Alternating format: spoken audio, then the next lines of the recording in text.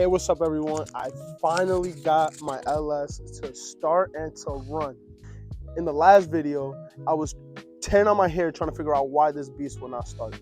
Today, I'm going to be walking you guys through my journey, what mistakes I've made and what I did to fix those mistakes, and overall, what it took to finally get this engine to start. So let's dive in. So this journey started around 2 years ago, but what really led to me going in depth was a wiring issue that I couldn't find for the life of me, right? So here I am trying to remove all the wires and stuff, and this is what I did in the beginning to figure out what was causing a fuse to blow. So I thought that maybe if I remove all the wiring, go through everything, I'd be able to find what was causing this fuse to blow. So I go through everything, I take everything out as I do in this video. Next, I laid out all the wires so I can easily determine what I wanted to keep and what I didn't want to keep. In that process of removing wires and not knowing exactly what I was removing, I mistakenly messed up the wiring for the turn signal stock and I lost all controls to it. And since I messed up the turn signal stock, I had to get creative and make my own control panel for the lights.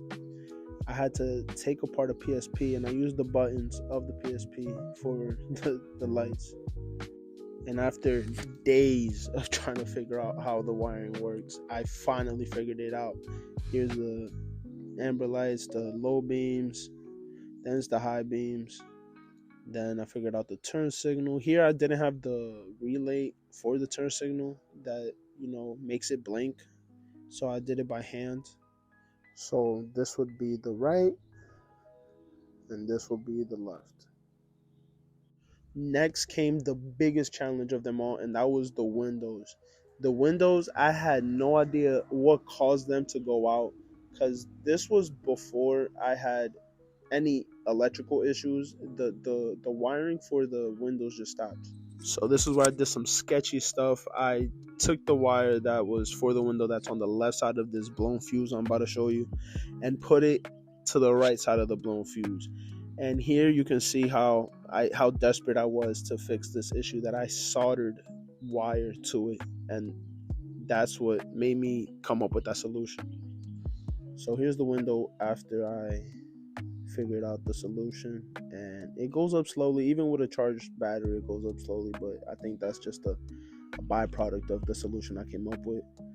A very good gap, and this is my problem right here. It does not drop when you pull on it, and that is because I mistakenly removed the wire to that, thinking that I didn't need it. It still opens and closes. It's still a tight fit. It's been raining nonstop lately, and no water has gotten inside. But I'm pretty sure I'm going to be met with some road noise when I start driving it. So here I figured out how to use the clock spring, and I was able to wire up the turn signals to the steering wheel just using the wires that were left behind from the buttons and the airbags that were originally on the car. After finally figuring out all the wiring, I put the interior all back in. I gave it a good vacuum. I still need to put the ECU in, as you can see there, but the battery's in the back, the trunk, everything, all the carpets are back in, the lights are in, everything is ready to go. And I just did that because, so I can see some progress in here, so you guys can see that the tail lights all work. All the lights in the tail lights work as well. Then I finally got to the Harley. I started messing with it. After plugging in the wizard and figuring out that wasn't the problem, it was still not starting. So I went through the entire vacuum system, figured out that I was running a hose that I didn't need to on the Terminator X, which was one of the vacuum lines that comes built into the Terminator X as the map sensor. I didn't need to run that there. So also on the throttle body, I capped off a port and double checked the other ports. Here's where I figured out that, you see that I had 4 spark plug wires that were damaged, and 4 of them had the connectors still inside the ignition coils. So I had ordered new ones. I finally mounted the fuel pressure regulator, and when the spark plug wires finally came in, I prepared them to install, and I got them all in.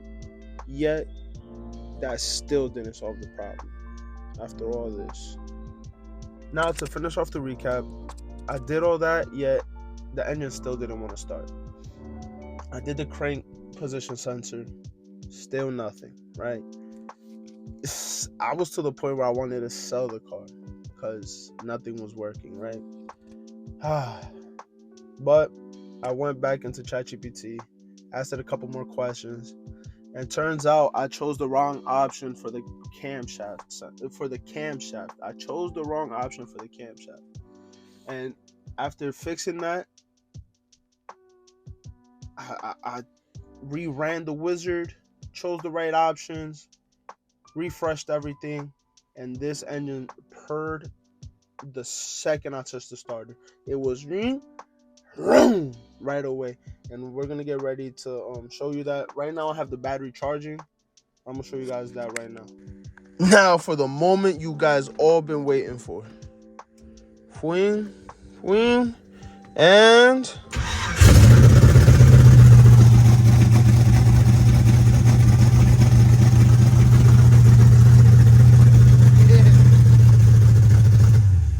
you don't know how excited I was that I finally figured that out. But I did have to turn it off. As you can tell, I do not have an exhaust. That is open headers, and I live in a quiet neighborhood and I want to be respectful, but we do have plans, and I'm going to show you guys that in a second. I just picked up a new welder, and I'm going to be attempting to make my own exhaust system. Thank you guys for joining me on this journey, on the LS Swap journey. Now the next chapter opens up. It's welding and welding this exhaust, and coming up with my own exhaust and how I would like to run it. I can tell you guys that I want an X pipe and I want resonators, and I am contemplating on a muffler. But I can always add one. I have a welder now, right?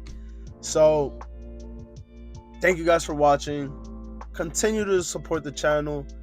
Like, comment, subscribe. I would love to do this for a living.